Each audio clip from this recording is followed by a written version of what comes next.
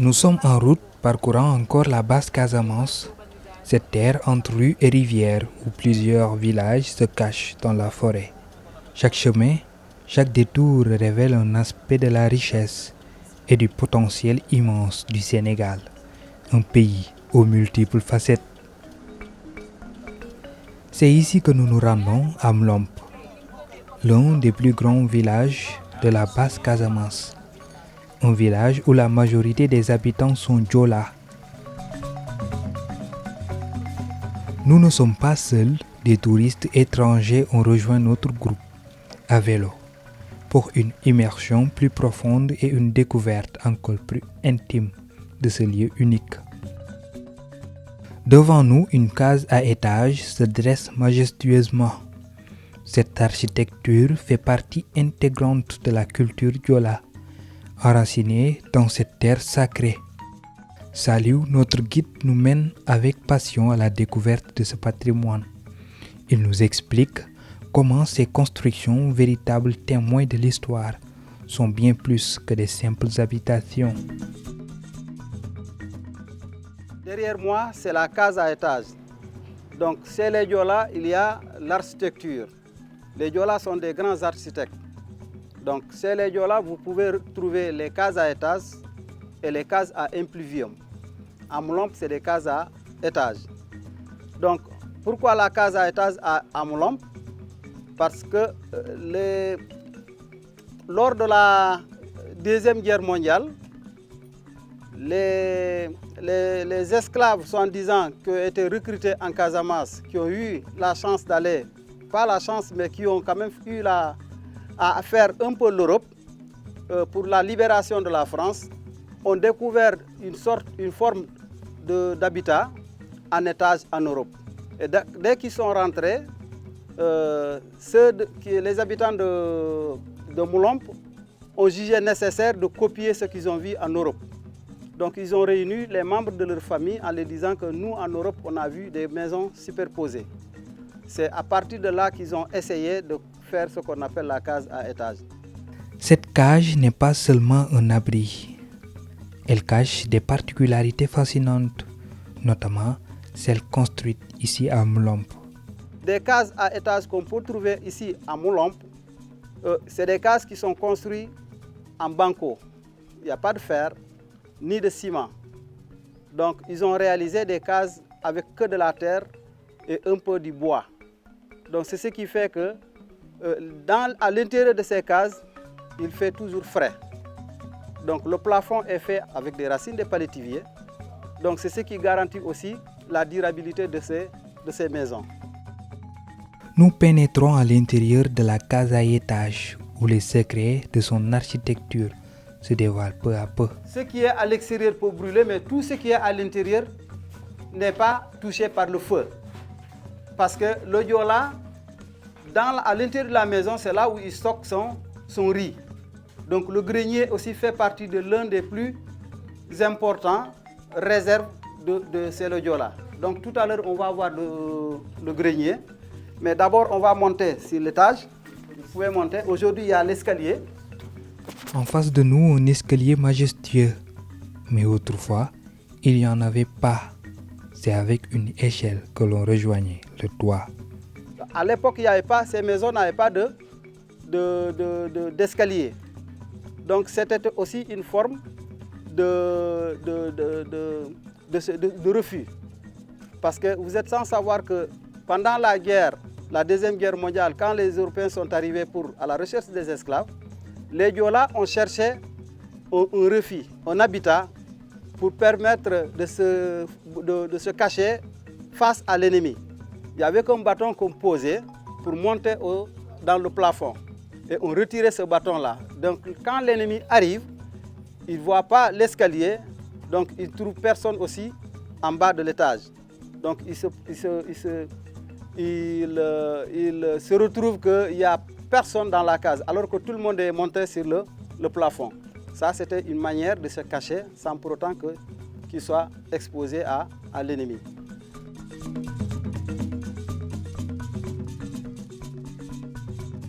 La case à étages peut accueillir de nombreuses personnes, mais avec le temps, le nombre d'individus capables d'y accéder diminue.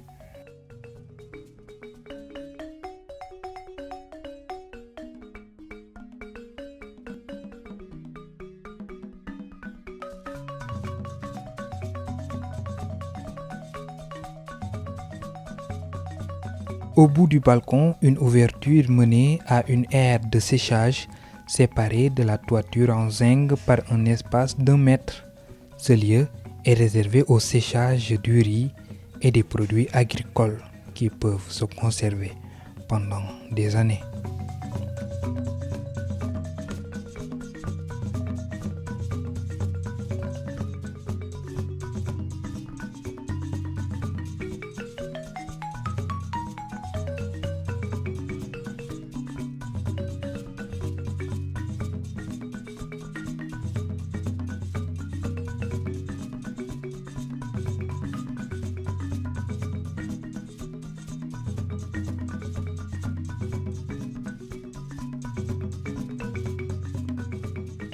Devant vous, les photos du bâtisseur Basile Diédhiou, décédé le 32 octobre 1989, et de son épouse Martine, décédée le 10 septembre 2016.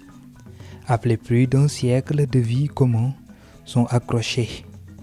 Ces deux figures semblent toujours veiller sur l'entrée de leur case.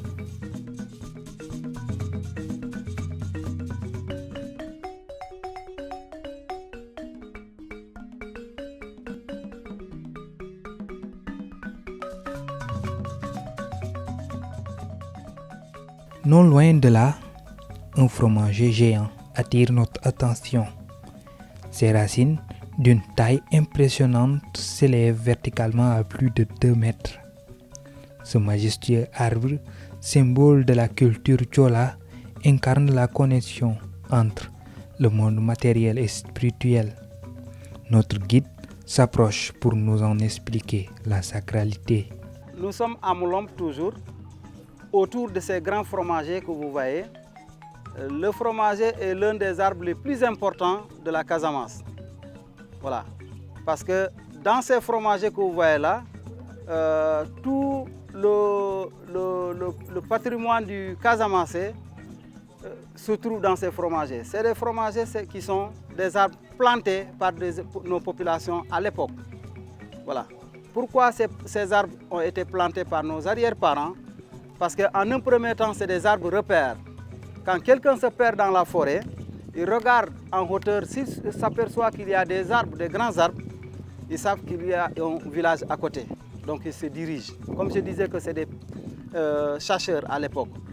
Ces arbres, en plus de servir de repères, portent aussi un mystère profond. Donc, mais c'est des arbres aujourd'hui qui gardent en tout cas nos esprits. Parce que c'est des arbres sacrés. Le fromager est un arbre sacré. Donc aujourd'hui, à l'époque, quand il y avait des guerres interethniques en Casamance, donc tous ceux qui sont cachés dans les creux des fromagers que vous voyez là sont intouchables. Il est formellement interdit de toucher quelqu'un qui est caché dans le creux des fromagers. Voilà. Parce que cette personne-là, dès qu'il est dans le creux des fromagers, il est sacré. Voilà. Et c'est une règle que le Diola applique jusqu'au moment où je vous parle.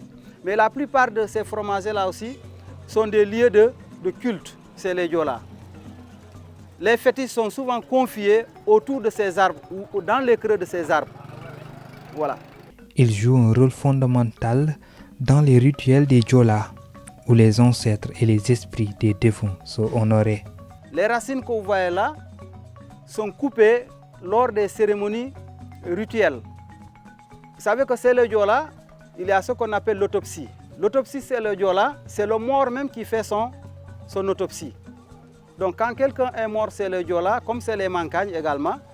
Donc on coupe une racine, une partie de la racine du fromager où on pose le cadavre. Et c'est le cadavre là qui montre de quoi il est mort. Si sa mort est causée par une personne, le cadavre transporté par 4 personnes sur une planche d'une racine de fromager va venir jusqu'à ce que jusqu'au niveau de la personne qui a causé sa mort. C'est comme ça que le Diola fait son autopsie. Donc c'est pourquoi le fromager aujourd'hui reste l'arbre le plus important, c'est les diolas. Les racines du fromager, utilisées dans des rituels ancestraux, permettent aussi de fabriquer des objets du quotidien. Cuillères, tables, pirogues, etc. Tout peut être façonné à partir de cette matière puissante et résistante. Le bois du fromager nous servait à faire des ustensiles de cuisine, des bols, des cuillères, des fourchettes. Voilà. Mais également aussi, c'est du bois qui est tendre, qui est facile à tailler. Les racines du fromager sont aussi utilisées dans la fabrication de portes. Un exemple frappant de cette utilisation se trouve au musée de Moulombe, où la porte est une œuvre d'art créée à partir de ces racines sacrées. Soyez les bienvenus, moi c'est Laurent, un des conservateurs du musée de Moulombe. Donc là vous avez une case à impluvium.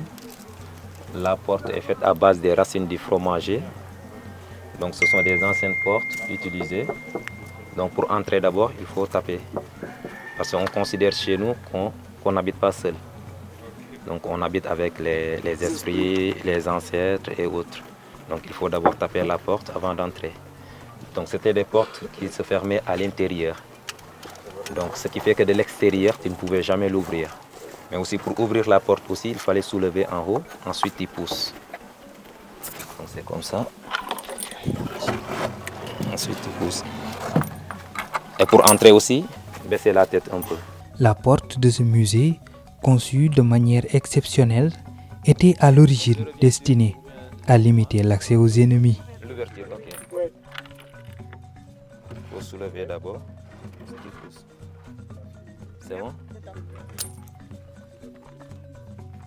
Une autre particularité qui a été fascinante de ce musée, ces fameux gardiens. Non, ce ne sont pas des humains, mais des abeilles. Ces dernières, réputées pour leur agressivité, protégeaient autrefois le village des invasions. Il y avait quand même des défenseurs tout autour de la case à impluvium, parce qu'on mettait des riches d'abeilles tout autour de la case à impluvium qui permettaient quand même de chasser ses ennemis. Parce que ceux qui sont à l'intérieur, dès qu'ils voient une personne inconnue, ils essaient de remuer les ruches d'abeilles qui sont autour de cette maison-là, et que les abeilles sortaient et piquaient ceux qui sont en tout cas à l'extérieur. Donc ça aussi c'était une technique que le Diola avait quand même mis en place pour pouvoir quand même se protéger.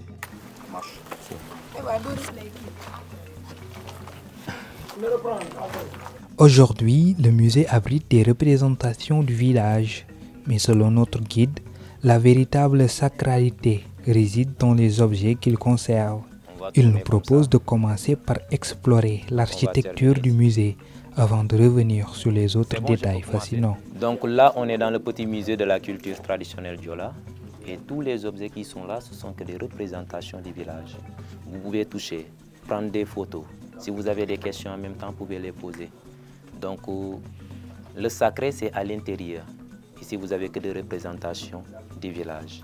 Pourquoi construire des cases à pluvium? La réponse à cette question est longue et pleine d'histoire.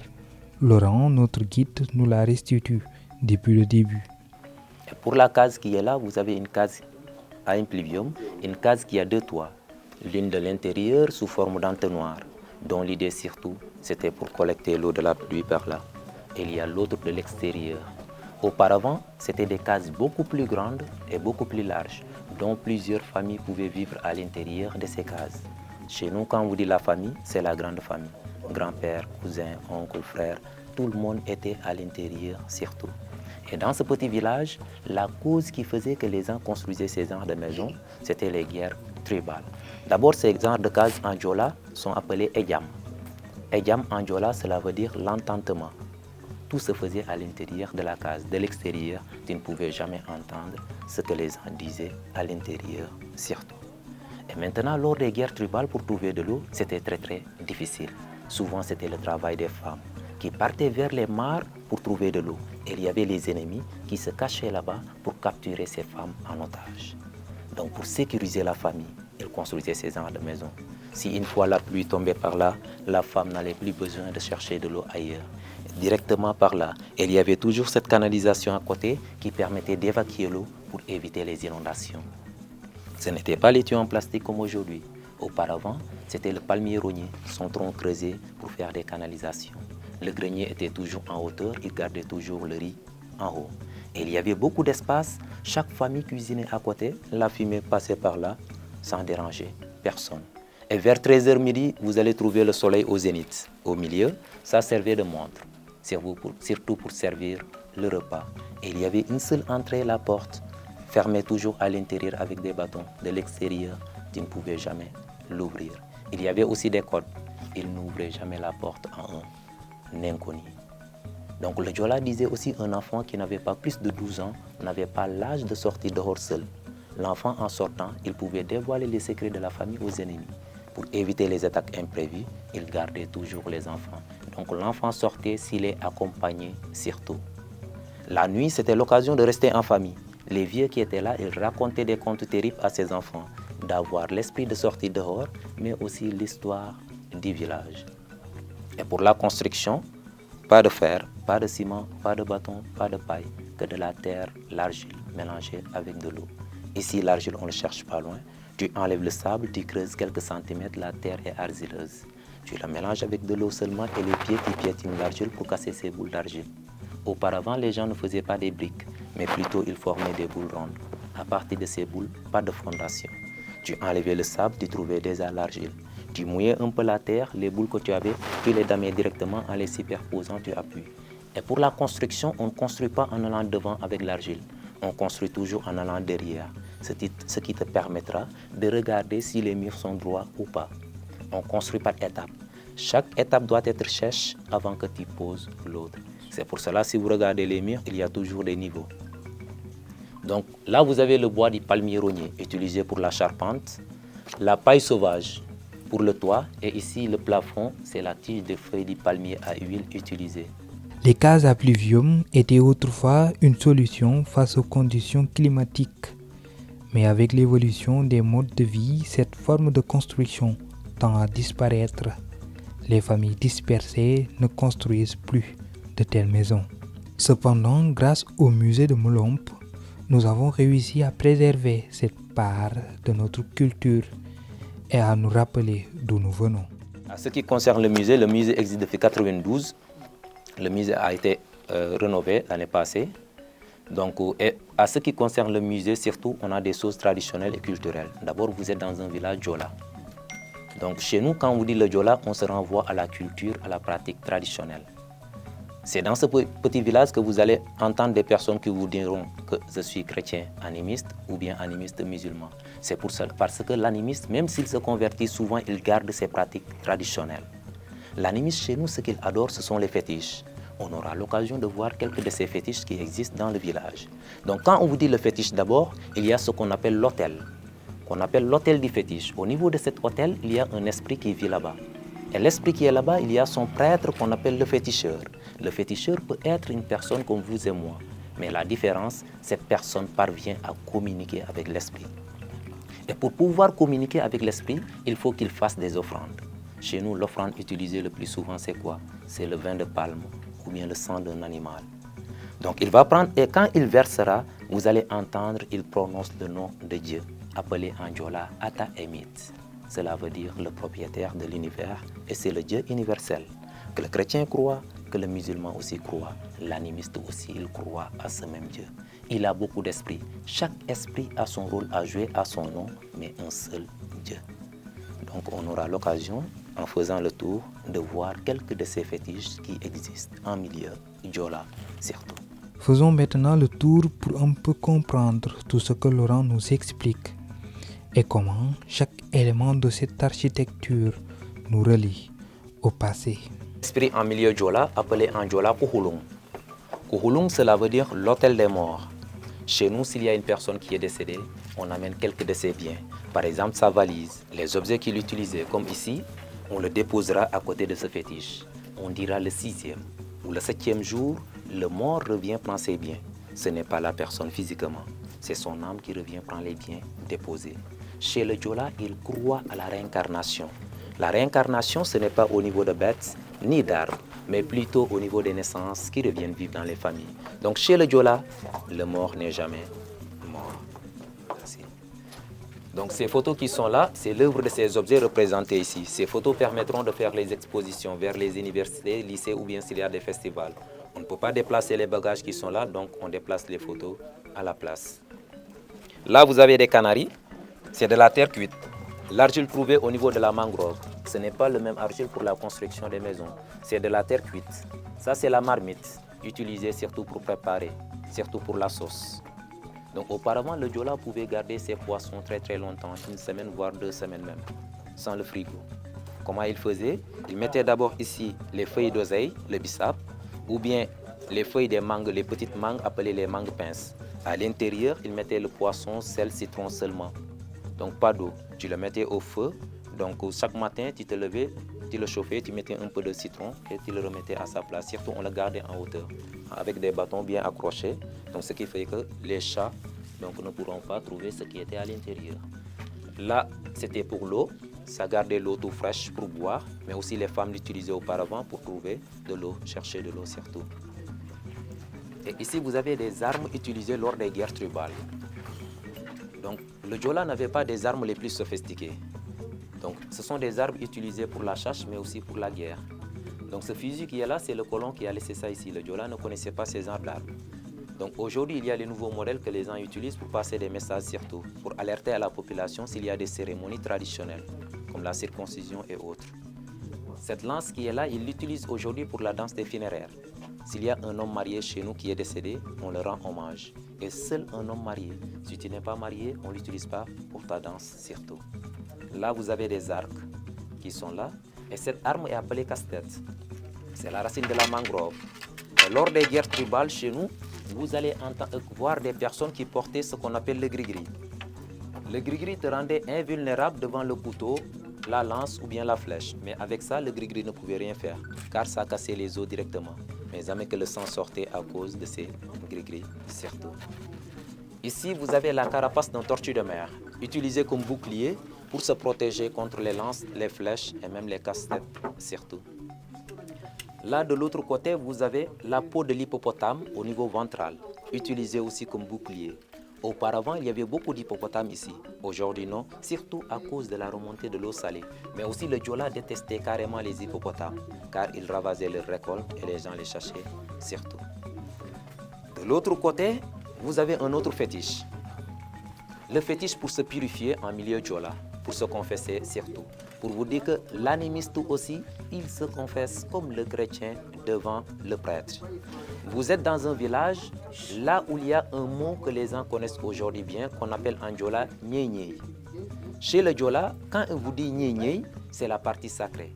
Ne touche pas ce qu'il t'a dit Nyé-Nyé, ne pose pas de questions à ce qui te concerne Nyé-Nyé, ou bien n'entre pas la partie où il t'a dit Nyé-Nyé. Les interdits et les tabous chez le Diola. Vous êtes par exemple dans un village où un homme animiste n'entre pas dans une maternité. Chez nous, la maternité est réservée pour les femmes.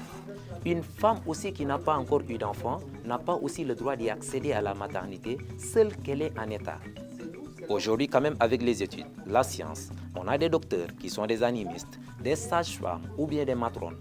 C'est leur travail, au moins la tradition leur permet de faire ces genres de travaux. Mais si un jour ils reviennent dans ce petit village, c'est le moment de te purifier. Maintenant, pour te purifier, tu amènes le riz local. Un tout petit peu. Toi seul avec l'esprit, il n'y a pas une autre personne qui sera là pour entendre ou bien te voir. Tu vas rester devant ce fétiche, tu vas dire tout ce que tu as fait. Tout ce que tu as vu, que tu n'as pas le droit de voir, tu abandonnes le riz ici comme offrande. Ensuite, tu tournes le dos directement à la maison sans parler à une personne en rentrant, ni tourner le dos jusqu'à la maison, tu t'es déjà purifié. Et au moment où je vous parle, ça existe encore. Donc, il y a une petite forêt sacrée là où les gens vont pour se purifier, surtout. Et de l'autre côté, vous avez les outils pour le vin de palme.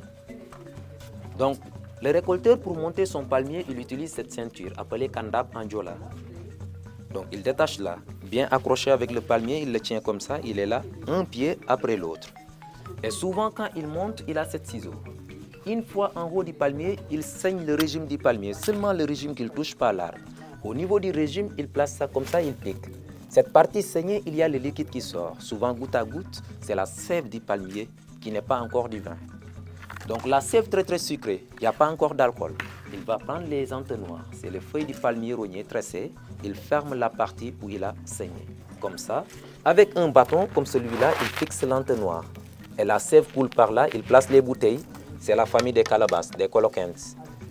Il récupère le vin de palme.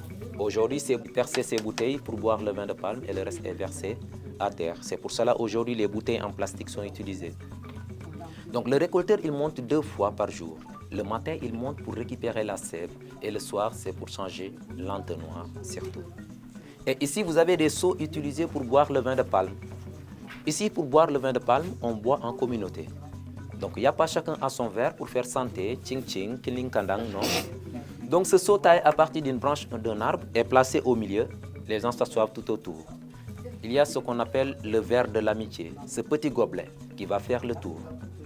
Pour boire, souvent le plus âgé du groupe prend le premier, il remercie d'abord aux ancêtres. Il va verser un peu à terre, ensuite il boit, les autres prennent à leur tour. Donc c'est le noix du palmier rogné percé souvent avec un bâton bien décoré à côté, surtout. De l'autre côté, vous avez des outils pour la pêche. Donc chez le Diola, c'était la pêche artisanale. Donc vous avez cette nasse qui est là. On le place là où le courant passe. Le poisson qui suit le courant et il entre, ça y est, il est bloqué. Il ne pourra pas faire demi-tour. On ouvre derrière, on récupère le poisson, c'était fermé. Il y a des sacs à pêche. Souvent, on part le matin, on revient l'après-midi. Tu mets le poisson, tu fermes, tu trempes le panier dans l'eau, le poisson restera toujours frais à l'heure que tu voudras rentrer, surtout. Cette rame, c'est pour les pirogues non motorisées faites à base d'étrons du fromager. De l'autre côté, vous avez un autre système de pêche, une pêche groupée dont les femmes utilisaient en marée basse. Elles pêchaient en groupe, donc elles sont là. Donc tu coinces quelque chose comme des poissons, tu plonges la main. On l'appelle une pêche aveuglée, mais une pêche qui est en part de disparition parce que des fois aussi c'était un peu dangereuse. En plongeant la main, tu tombes sur des crabes ou bien des poissons qui ont des épines aussi qui risquent de te piquer surtout. Là, ce sont des cordes, c'est les feuilles du palmier à huile, tressées par les femmes surtout, utilisées pour attacher la paille, le bois et même les animaux, les gens l'utilisaient aussi. De l'autre côté, des symboles de richesse. Chez le Diola, quand il vous disait il est riche, ce n'était pas l'argent. Donc c'était les animaux, le riz, la terre, autre chose différente de l'argent. Et lors des cérémonies traditionnelles, vous allez voir beaucoup de monde souvent qui portait ces genres de symboles. Donc d'une part, c'était une manière de bravoure, de montrer que toi tu étais un grand travailleur et surtout, mais aussi de pouvoir faire aussi le troc, l'échange. Donc vous avez ce symbole qui représentait le riz. Tu l'avais sur la tête, les gens savaient que celui-là est un grand cultivateur par exemple, mais aussi il voulait faire l'échange. Avec celui qui avait par exemple beaucoup de bétail, aujourd'hui à cause de l'argent, le troc est en part de disparition. Ça existe encore dans le village, mais très peu surtout. Et cette flûte qui est là, on l'appelle en Diola S7. Donc une manière de se communiquer pour passer des messages. Ça joue le même rôle comme le bombolon, le tam-tam téléphonique. Donc à l'intérieur, on devait mettre le liquide, appelé la mire, le tulukuna en wolof, qui permettait de nourrir le bois, mais aussi d'amplifier plus le son. Donc quand on sifflait, les gens sauront s'il s'agit d'un bonheur ou bien d'un malheur, surtout. En tout cas, il y a des codes. Je ne peux pas le mettre aujourd'hui, ce liquide, pour ne pas déranger la population, surtout. Et ici, vous avez ces paniers. À côté, c'est les feuilles du palmier rogné. Là, vous avez les feuilles elles-mêmes et ici, vous avez les fibres, la partie la plus résistante, pour transporter le riz. Ces genres de paniers sont souvent utilisés pendant l'hivernage. La manière de les tisser n'est pas la même. Là, c'est plus perméable à l'eau. Donc, ce qui fait que pendant l'hivernage, tu pourras transporter quelque chose sans que l'eau reste à l'intérieur. Mais ici, vous avez les feuilles qui sont moins perméables, la manière de les tisser surtout. Donc, tu l'utilises pendant l'hivernage, tu risques aussi en même temps aussi de transporter de l'eau surtout. Et ici, vous avez un symbole des menottes pour les prisonniers lors des guerres tribales. Ce n'était pas pour les mains, mais plutôt c'était pour les pieds. Ça, c'est une représentation. Il y avait des menottes beaucoup plus grandes. Donc, ce bâton qui est là, qui séparait les deux tibias, tu mettais les deux pieds. Mais il y avait des menottes beaucoup plus grandes, donc ça, c'était encore beaucoup plus lourd. Pour libérer auparavant un seul prisonnier, c'était l'échange des bétails. La famille devait payer 6 bœufs avant de libérer un seul prisonnier surtout. Et de l'autre côté, vous avez des mâchoires et des crânes de porc. Le fétiche pour le mariage traditionnel Diola. Dans ce petit village, un homme, avant qu'il épouse ici une fille, Diola, quelle que soit sa religion ou bien son ethnie, il faut qu'il donne d'abord la dot à la famille de la fille. La dot chez le Diola, c'est quoi? L'homme donne le cochon, une quantité de vin de palme et une poule. Le féticheur récupère la dot. Il va utiliser le sang des animaux et un peu de vin, il va verser par là. Il avertit l'esprit que la fille quitte sa famille pour aller fondre une autre famille. La viande qui reste et le vin, ça sera pour la fête surtout. Et de l'autre côté, vous avez une bêche. L'instrument le plus remarquable en saison de pluie. Donc le kadiandou, utilisé pour cultiver le riz. Donc on forme des sillons au niveau des rizières. Donc on tourne la terre comme ça de gauche à droite, on forme des sillons. C'est le travail des hommes. Et là vous avez le métal, augmenté par le forgeron. Ce bois qui est là, bien sculpté, qu'on fait entrer à l'intérieur du métal. Le bâton ajouté qui facilitera de se baisser. Pour vous dire qu'au moment où je vous parle, c'est de l'actualité. Car ici, l'animal ne travaille pas. Chez le Diola, l'animal est sacré, il ne le fait pas souffrir. Ni pour le transport, ni pour cultiver la terre. On n'a pas encore de machine, ce qui fait que les hommes qui l'utilisent encore. Là, vous avez le pilon et le mortier pour piler le riz. Une fois pilé le riz, il faut le ventiler. Donc on enlève la coque du riz, donc tu es là. Ici. Et de l'autre côté, là vous avez le parasol du bébé. Donc ici, les femmes pour aller dans les champs souvent ne laissent pas leurs petits-enfants à la maison. Le bébé est bien attaché derrière avec le pagne. Et souvent il y a le soleil qui tape derrière. Il faut protéger quand même le bébé du soleil. Pour vous dire que si vous voyez une femme qui a ça derrière elle, donc ne vous étonnez pas. Un bébé est bien protégé du soleil. Donc, il y a l'autre qui est là, le plus grand, son parapluie, mais aussi le berceau du bébé. Le bébé qui dort dans les champs, la maman n'a pas besoin de porter tout le temps le bébé. Elle met les pagnes à l'intérieur, le bébé peut allonger tranquillement. Mais aussi pendant l'hivernage, la pluie qui tombe aussi, elle prend ça, elle protège le bébé et elle-même de la pluie surtout. Là, vous avez le fétiche qui interdit le vol surtout dans ce petit village. Donc, un fétiche aussi qui protège nos rizières, parce que c'est là-bas qu'on garde surtout la richesse Diola, qui est le riz, les bétails et autres. Pour vous dire que dans ce petit village, le vol est formellement interdit, surtout à ce qui concerne les bétails, le riz et autres choses.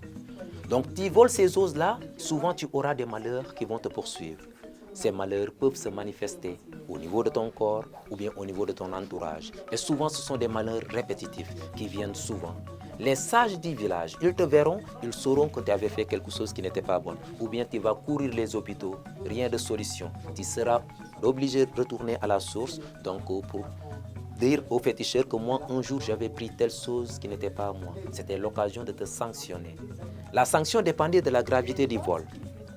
Mais le plus souvent, il va te demander le porc, une chèvre ou bien même jusqu'à une vache. Cette confession sera très très honteuse car ça sera public. Tout le monde sera là pour voir et entendre qui est le malfaiteur du village. Une très grande honte pour la famille et pour toi-même. C'est pour cela ici, vous pouvez rester des années et des années sans une fois entendre un cas de vol. Même si ça existe des fois, demandez qui a volé. Le plus souvent, ils vont vous dire que cette personne n'est pas grandie ici ou bien il n'est pas du village surtout. Et l'échelle utilisée pour monter le grenier, les anciennes échelles. Pour monter, on montait latéralement en montant les pieds croisés. C'était comme ça, un pied après l'autre jusqu'en haut. Aujourd'hui, il y a les nouvelles échelles de l'autre côté qui sont là. Et là, à côté, vous avez un vieux tambour. Le tambour, ces genres de tambours sortent s'il y a l'intronisation d'un roi, l'initiation des jeunes ou bien des cérémonies annuelles. Celui-là est particulier. Il y a des croix à côté qui symbolisent la religion chrétienne. C'est le premier tambour des premiers chrétiens du village offert par les animistes. Juste pour vous dire qu'ici, s'il y a des fêtes, c'est très difficile de remarquer qui est le chrétien, qui est le musulman, qui est l'animiste. Ils sont toujours ensemble, surtout.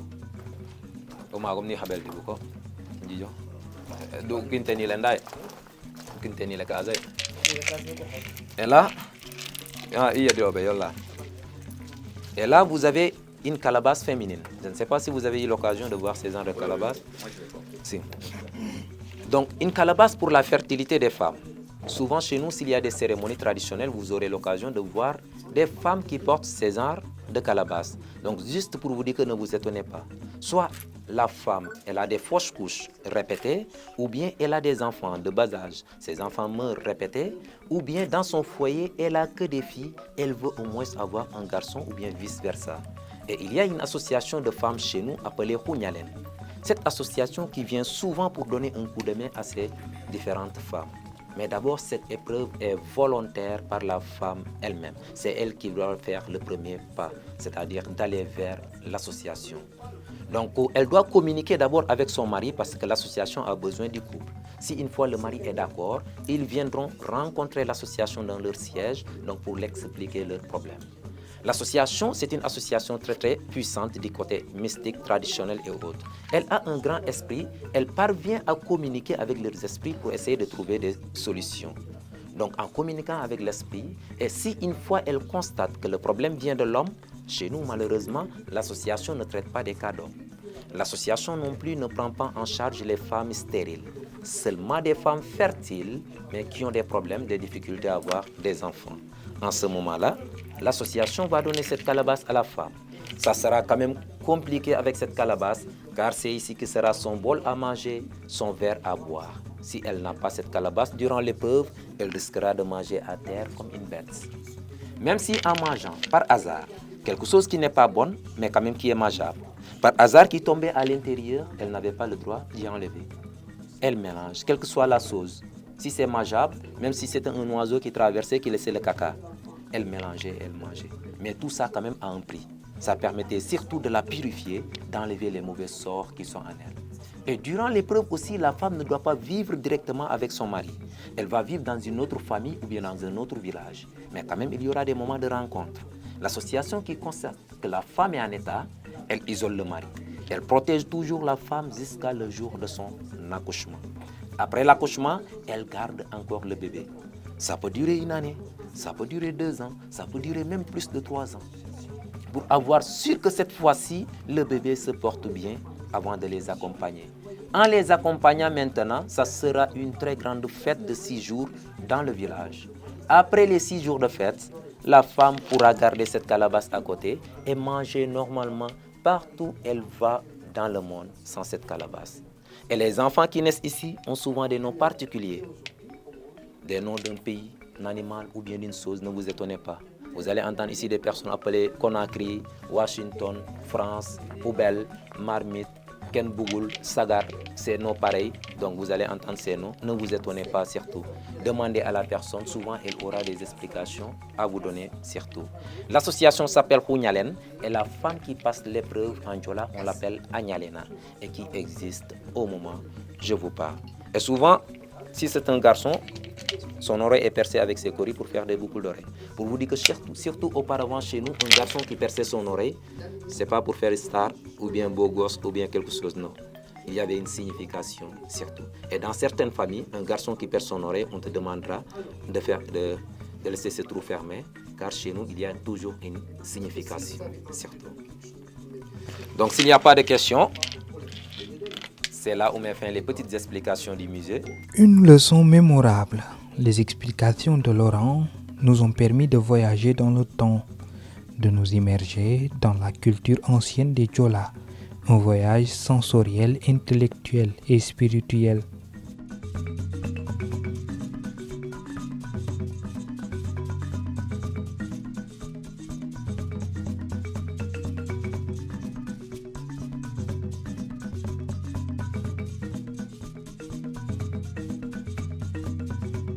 Avant de clôturer cette journée, nous avons décidé de nous rendre à la forêt de Kanoufa, située près du village de la Pointe Saint-Georges. Autrefois, c'était un village prospère où la pêche et la culture du riz étaient florissantes grâce à la grande rizière environnante. Aujourd'hui, il est désert, mais les visiteurs affluent encore pour découvrir ce lieu empreint d'histoire. La Pointe Saint-Georges, c'est mon village natal et là, c'est la forêt de Kanoufa. Avant, c'était un village où les gens vivaient, ils allaient à la pêche et ils faisaient l'agriculture, vu qu'il y a les rizières. Maintenant, il n'y a personne, Donc il y a des situations qui ont fait jusqu'à présent, personne n'est là. Kanouf aujourd'hui est devenu un lieu d'attraction touristique. Selon la période, il reçoit encore de nombreux visiteurs, notamment ceux venus s'aventurer sur les arbres, une activité inspirée par les enfants du village. De quoi on a fait cette échelle et la plateforme? On avait une association qui s'appelait Océanium, qui travaillait avec Aïdar. Je sais que beaucoup de gens le connaissent. Donc Aïdar est venu au village pour protéger la mangrove, parce qu'on a une source d'eau douce au village qui protège la mangrove. Et quand Aïdar est venu, on a tenu une réunion avec tout le village. On leur a donné notre programme aux côtés des Lamantais. Après ça, on lui a dit que nous, on a un autre problème. Parce que de l'autre côté, pour ceux qui ont monté, ils ont vu. Il y avait des gens qui coupaient la mangrove pour préparer. Parce que nous, on fonctionne avec du bois de chauffe. Donc, Aïdar est venu le lendemain. On a fait visiter tout avec son équipe. On lui a dit si on pouvait avoir un poste de surveillance pour pouvoir protéger la mangrove. Parce qu'on voyait que la mangrove était tellement coupée. Donc, il est allé à Dakar, il a rencontré Accro Baobab, qui travaille aussi pour les plateformes, pour les échelles, comme moi ici. Donc, avec Accro Baobab, ils sont venus, ils ont étudié l'échelle, comment ils vont le faire, et ils ont essayé de voir s'ils le font, ça va gouverner tout le secteur, quoi. Donc, ils l'ont construit en 2005. Après, ils ont embauché 4 agents qui étaient là, qui surveillaient la journée avec des jumelles. S'ils te voient en train de couper la mangrove, soit tu paies une caution ou on t'amène en prison. Et à un moment, nous aussi, aux côtés du village, on boycottait les travaux champêtres. Vu qu'on est des paysans, si on entend que c'est la maman d'hôtel qui coupe la mangrove, on va appeler à tes travaux champêtres. Donc ça a duré 2 ans. Les gens se sont sensibilisés, personne ne coupe la mangrove. Et donc quand il est revenu, Amile Diola, quand il fait quelque chose, il va revenir pour des remerciements. Quand il est revenu, on lui a dit que il est là. Si tu pouvais former des jeunes qui peuvent continuer. Pour la protection, c'est bon, mais là, on veut cet espace pour les gens qui vont venir, pour les faire découvrir ce qu'on a ici. Donc c'est comme ça qu'on a eu la plateforme. C'est devenu un lieu d'attraction, un lieu touristique. Et donc les prix qu'on a fixés là, ils ont été fixés par l'Office de tourisme et nous, on les maintient jusqu'à présent. Monter à 25 mètres de hauteur est une véritable aventure, surtout pour beaucoup de Sénégalais. Mais c'est Jérémy et son équipe qui portent la responsabilité de cette expérience inoubliable. 25 mètres de haut. On a 25 mètres de haut et la plateforme elle a 7 mètres de long et 4 de large. Ça couvre nous aux côtés de notre assurance. S'il y a un problème, c'est nous qui assurons. Donc, pour les clients aussi, si le client est là avec un moniteur, l'autorisation vient de moi, donc c'est moi qui le couvre. S'il y a quelque chose, c'est moi qui vais assurer. Mais n'empêche, on voit des gens que si nous on est au village, eux ils viennent, ils font la montée. Là, s'il y a un accident, on n'est pas responsable de ça. Il y a ceux qui l'ont déjà fait, qui connaissent l'escalade, mais plutôt avec les Sénégalais, c'est une fierté, parce qu'on n'a pas de montagne. En Casamance, si tu descends, c'est que là que tu peux faire cette vie. Tu n'auras nulle part. Donc ça leur fait plaisir de voir ça et de voir qu'on est en train de protéger la mangrove aussi. À Kanoufa, comme à Moulombe, chaque pas, chaque geste nous rappelle que la Casamance est un territoire où les racines, qu'elles soient physiques ou spirituelles, sont indissociables de l'histoire et la culture des Diola. Ces lieux, empreints de mystère et de sagesse, nous offrent bien plus que des souvenirs. Ils nous offrent une connexion profonde avec un passé encore vivant, un héritage à préserver et à transmettre.